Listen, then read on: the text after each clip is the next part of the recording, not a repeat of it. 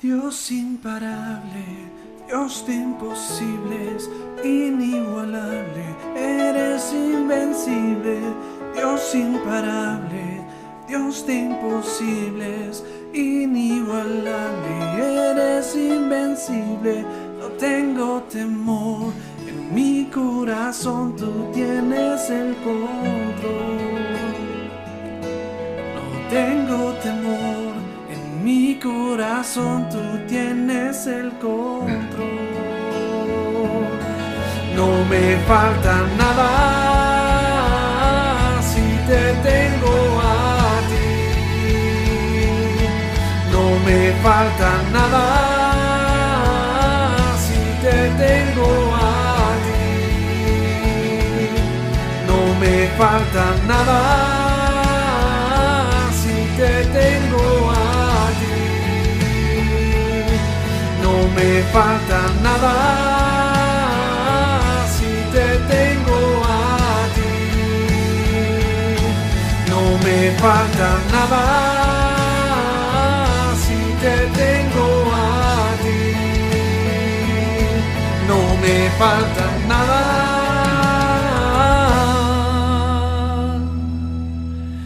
porque te tengo a ti.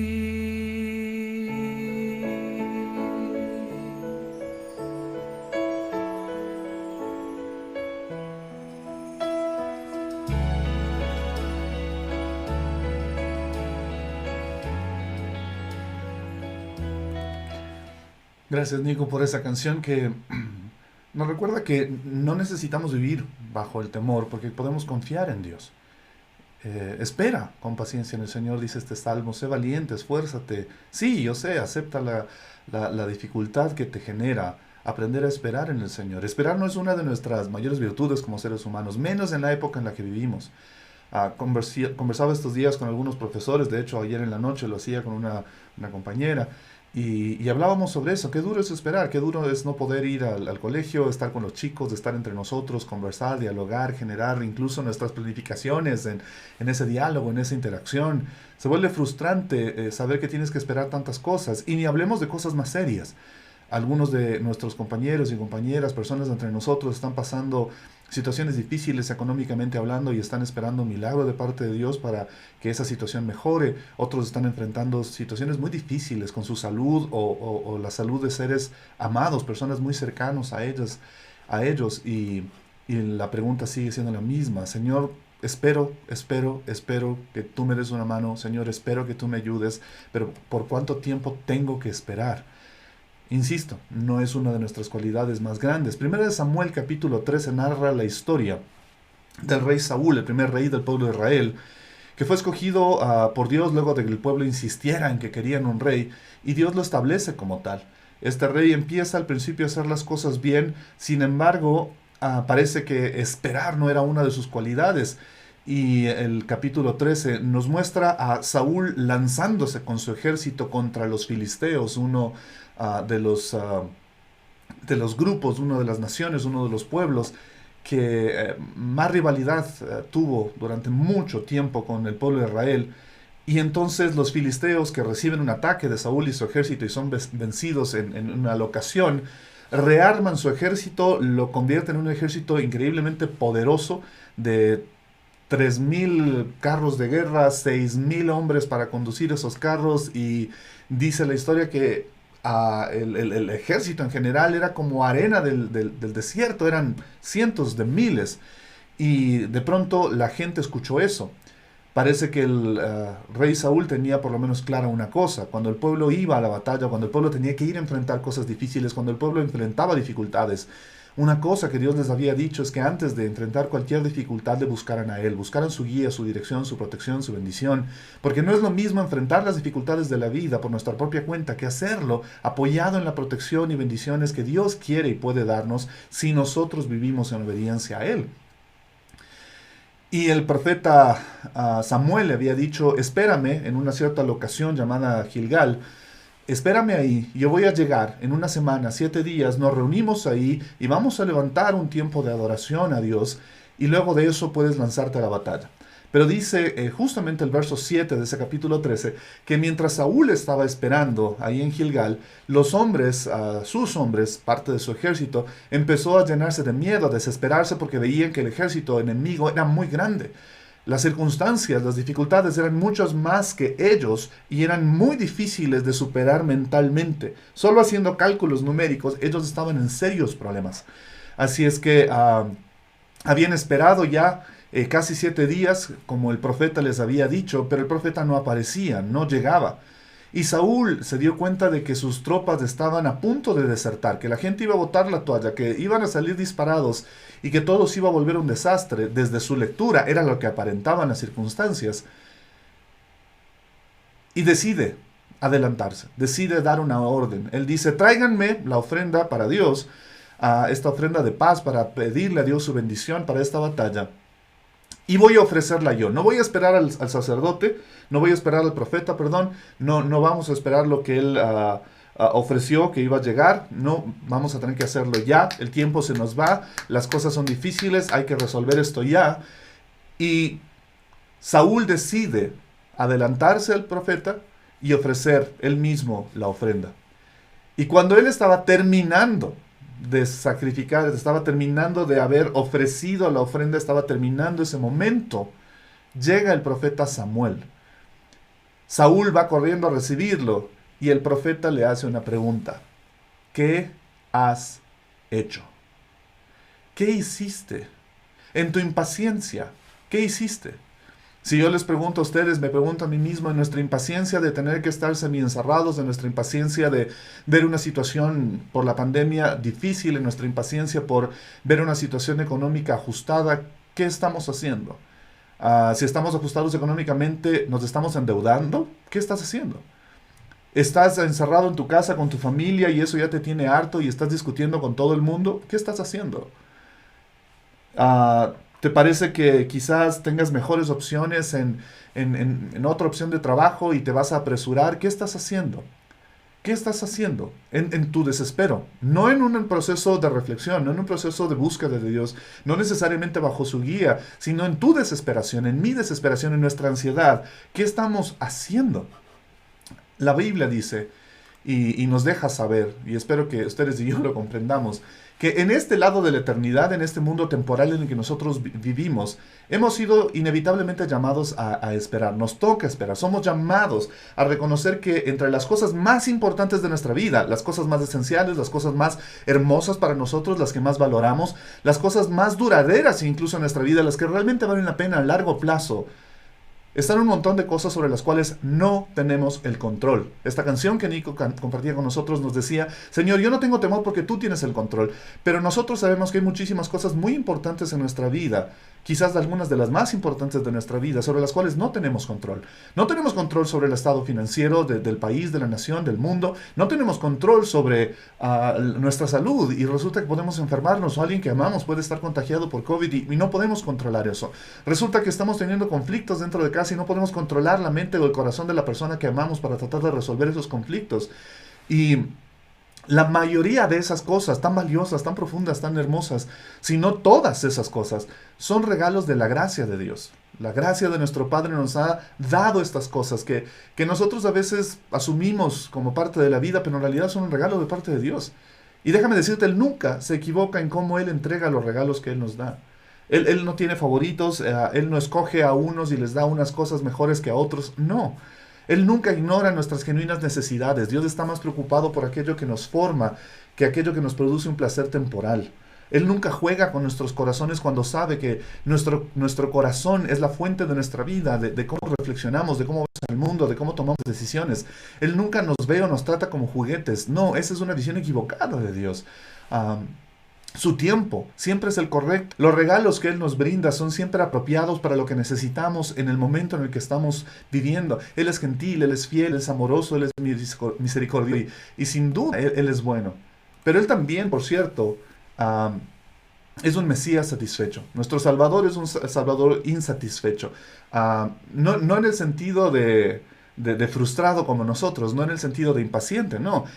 Él es un Salvador insatisfecho en el sentido de que nunca está contento cuando un hijo o una hija de Él está lejos, está distante, está molesto, está resentido con Él o no logra encontrar la forma de acercarse a Dios. Él está insatisfecho con nuestro sufrimiento, con nuestras necesidades, con el dolor que este mundo nos produce. Y Él no se va a dar por vencido. Y escúchalo bien, eso es para ti el día de hoy.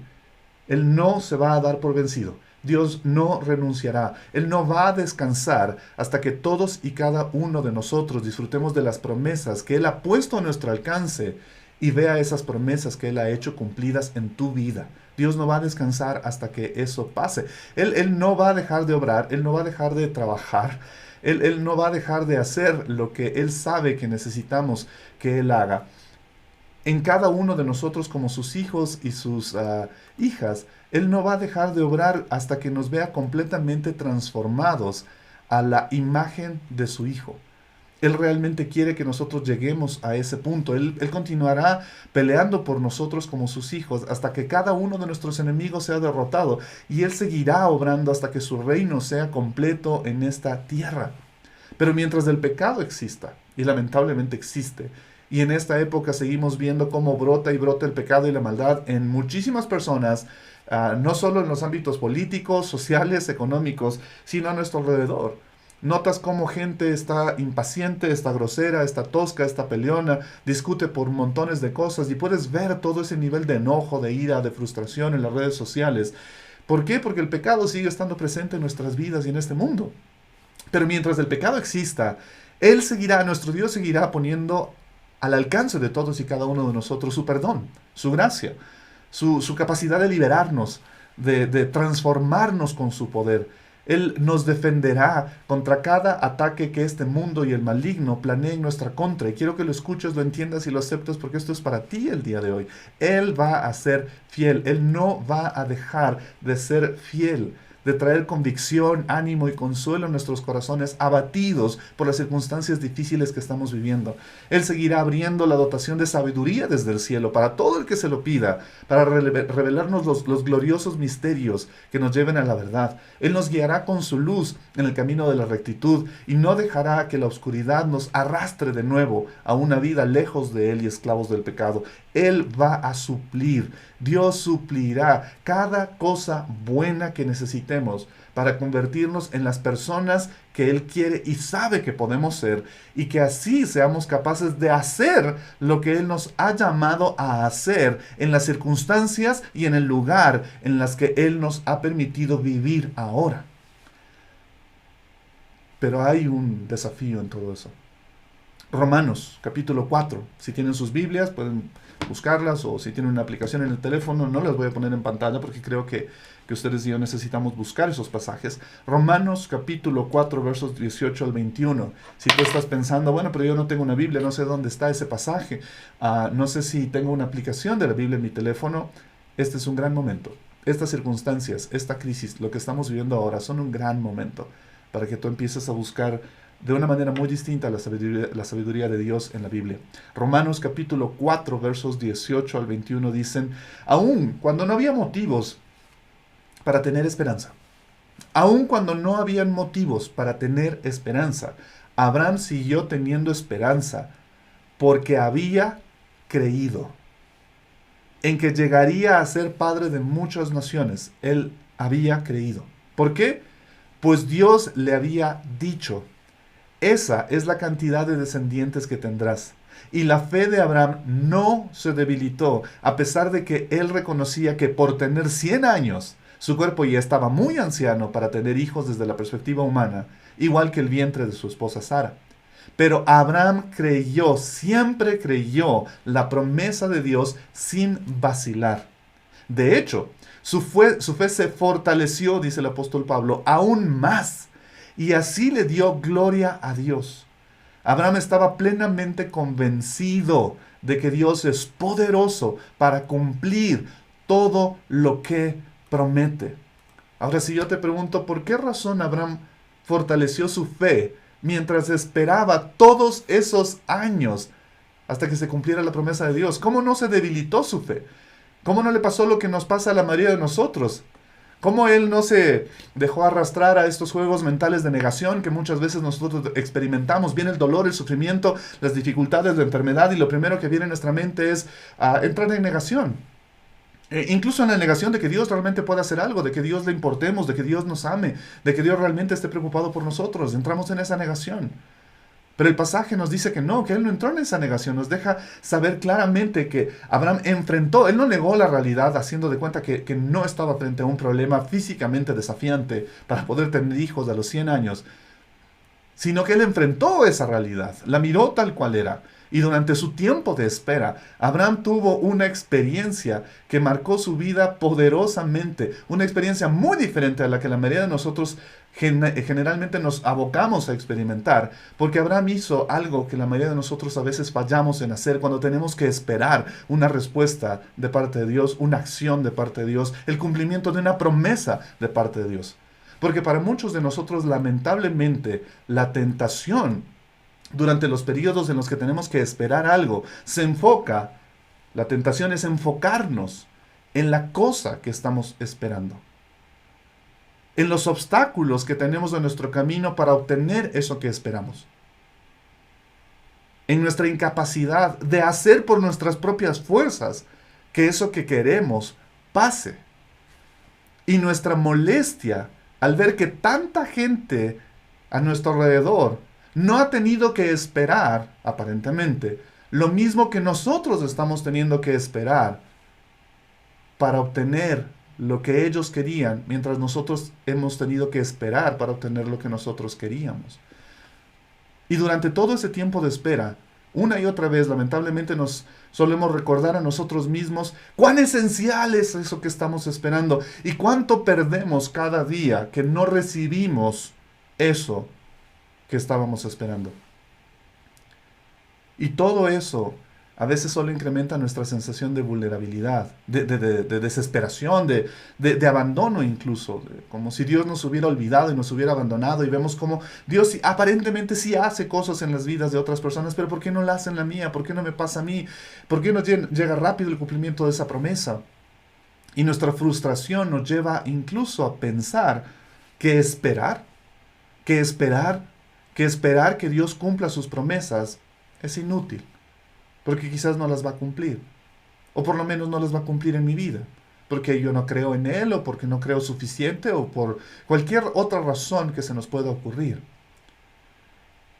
Y tú estarás pensando, no, pero David, o sea, probablemente Abraham era otra persona, Dios le habló, él escuchó a Dios, yo no he vivido eso, entonces probablemente Abraham entró en esta negación que mucha gente espiritual o de fe o religiosa entra, de tratar de negar de nuevo, insisto, la realidad y abocarse a una especie de creencia ficticia para mantenerse dopado mental o emocionalmente frente a lo crudo y difícil de la realidad.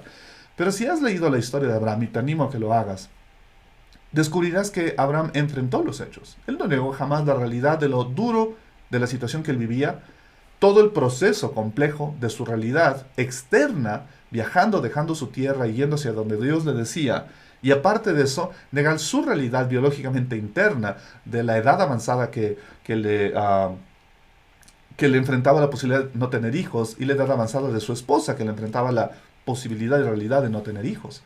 Así es que Abraham se enfrentó a los hechos reales, y la aparente lectura de la realidad que él enfrentaba, él hacía una y otra vez. Pero esas cosas no eran el enfoque de la meditación de Abraham. Abraham no se pasaba pensando en la realidad. Abraham no se pasaba pensando en sus dificultades biológicas. No. Su enfoque, el enfoque de Abraham, estaba en el Dios que le había hecho una promesa. Abraham mantenía su mente pensando en eso. Dios me hizo una promesa. Mi enfoque es la promesa, es el Dios que me hizo esta promesa. Probablemente cada día Abraham se levantaba y recordaba que el Dios que le había hecho la promesa en la que él esperaba era más que capaz de cumplir su palabra y hacer lo que le había ofrecido hacer. El Dios que había hecho los cielos y la tierra no iba a tener ningún problema en hacer que una mujer anciana pudiera ver en sí misma cumplida la promesa de que iba a tener un hijo. Y Abraham, déjame decirte, no llenaba su mente con sus debilidades o pensaba sobre lo inútil de esta espera. No, él llenaba su mente una y otra vez con el recordatorio de la gloriosa de que el Dios creador era capaz. Y mientras más meditaba en eso, mientras Abraham más y más meditaba en eso, más y más fuerte también se hacía su fe. Más lograba él conectarse con Dios y ver su fe fortalecida. Era algo que Abraham aprendió a hacer. Y quiero ir cerrando con esto. Quiero preguntarte si estuviéramos uno a uno, haciendo de cuenta que los 80 y pico de los demás no están aquí. Quiero preguntarte muy honestamente, ¿has sido llamado por Dios a esperar? ¿Has sido llamado por Dios a esperar en alguna parte de tu vida? ¿Has sido desafiado por Dios a tener que esperar algo? No estoy diciendo que sea fácil, no estoy diciendo que sea agradable, no estoy diciendo que sea bonito, solo te pregunto, ¿te ha llamado Dios a tener que esperar por algo? Una respuesta, una sanidad, una provisión, la resolución de un problema, de un conflicto, la sanidad de tu corazón, la sanidad de una relación con alguien, la solución de una dificultad que parece no tener solución. Mientras Abraham más meditaba en Dios, más fuerte se hacía su fe. Y quiero preguntarte, en tu espera, ¿te has dado cuenta de que estás recibiendo la oportunidad de profundizar y fortalecer tu fe? Así que quiero animarte a que en esta realidad difícil en la que estamos, te levantes cada mañana y llenes tu mente con las verdades de Dios, con las promesas maravillosas que Dios ha puesto a tu alcance. Y si no sabes de qué promesas hablo, entonces vuelvo a insistir. Este es un tiempo en el que tú deberías empezar a estudiar la Biblia. No me importa si crees o no. No me interesa si tienes o no una relación personal con Dios. Quiero verte bien. Quiero verte recibiendo esas promesas. Y no las vas a entender a menos que empieces a buscar esas promesas de Dios en su palabra. Y te aseguro que si lo empiezas a hacer, vas a encontrarte con Dios y tu fe va a despertar. Nutre tu corazón con el poder y majestad de la gloria de Dios cada día. Fortalece tu ánimo con su bondad, con su gracia, con su amor hacia ti. Acude a su presencia cada día, a esa presencia reconfortante y sanadora.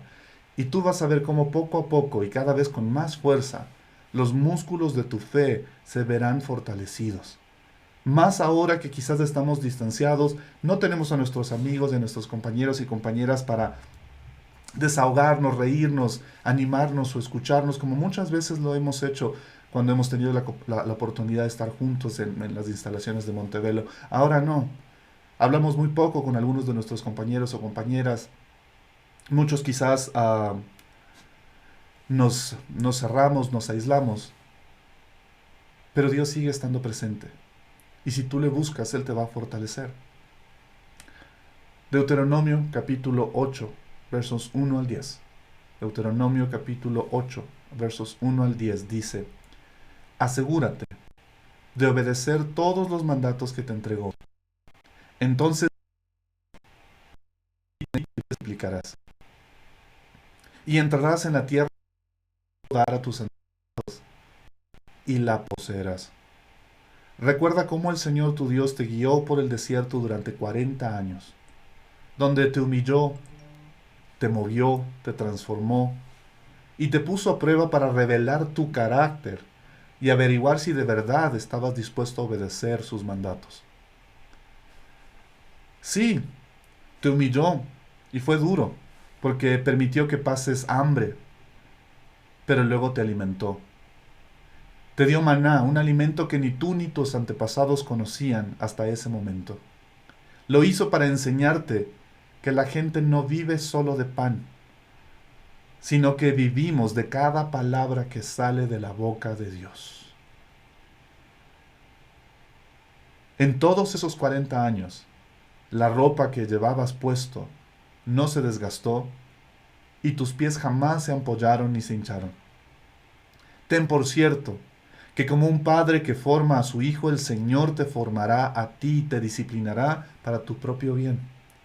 Por lo tanto, obedece los mandatos del Señor tu Dios, andando en sus caminos y temiéndolo. Pues el Señor tu Dios te lleva a una buena tierra, con arroyos y lagunas, con fuentes de agua y manantiales que brotan a chorros en valles y colinas. Es una tierra de trigo y cebada, de vides, higueras y granadas, de aceite de oliva y miel. Es una tierra donde abunda el alimento y no falta nada. Es una tierra donde el hierro es tan común como las piedras y donde el cobre abunda en las colinas. Cuando hayas comido hasta quedar satisfecho, asegúrate de alabar al Señor tu Dios por la buena tierra que Él te ha dado. Dios tiene promesas de bendición para tu vida aún en medio de la crisis, si tú y yo decidimos escucharle, atender, dejarnos bendecir. Romanos capítulo 4, versos 18 al 21 decía: Abraham siempre creyó. Abraham siempre creyó en la promesa de Dios, sin vacilar. De hecho, su fe se fortaleció aún más, y así le dio gloria a Dios, con su fe fortalecida. Abraham estaba plenamente convencido de que Dios es poderoso para cumplir todo lo que promete. Abraham estaba convencido de que Dios es poderoso para cumplir todo lo que promete.